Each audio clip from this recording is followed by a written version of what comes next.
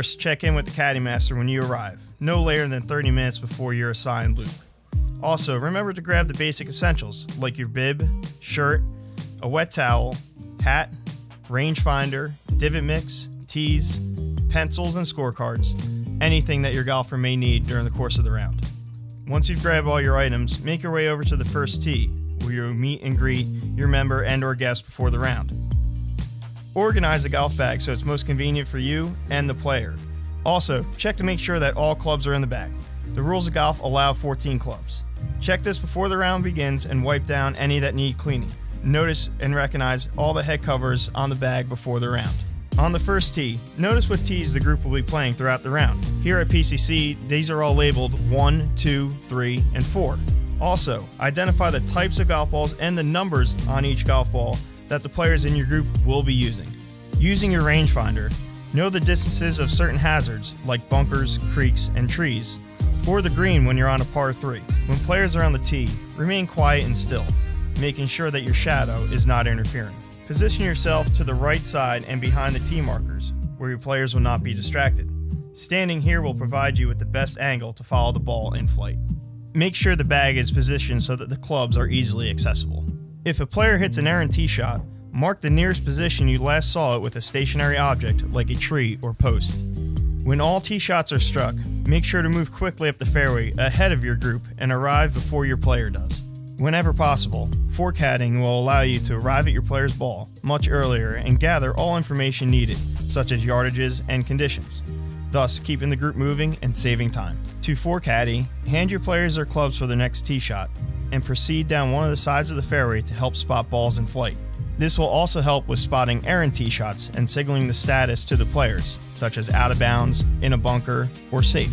Locate your player's ball in the fairway or rough. Set the bag down beside the ball, similar to on the tee box, so that the clubs are easily accessible. Immediately get the yardage to the flag or any other aim point your player may want. Step away after a club is chosen and follow the flight of the ball. If a divot is still intact, you may replace it and lightly fill any remaining area with your divot mix. If a divot has exploded, replace the entire divot with the divot mix. If the ball lands on the green, hand your player their putter. If your player's ball does not find the green, repeat these previous steps. When approaching the green, find the best spot to leave the bags somewhere off the green, in an area where you will be walking towards after the hole is finished, for instance, on the way to the next tee box. Be aware of all golf balls that are on the green, making sure not to step on any lines. Remember to bring your wet towel with you and clean any player's golf ball at their request. When repairing ball marks on the greens, take a tee or a divot tool, slightly push inwards on the pitch mark, and smooth by stepping on it. Ask the player or players if they would like the flag stick left in, tended, or taken out.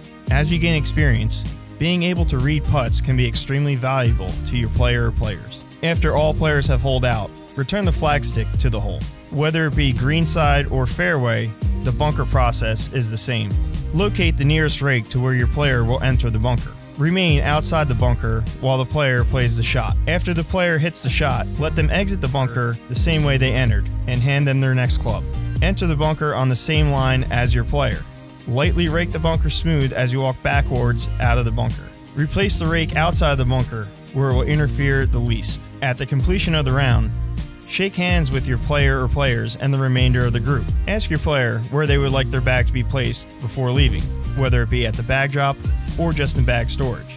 Clean all clubs before storing the bag or leaving at the bag drop. Make sure all clubs and head covers that you had at the beginning of the round are still in the bag at the end of the round. Check in with the Caddie Master before leaving to see if there may potentially be another loop to go on, or simply to inform them that you are leaving for the day.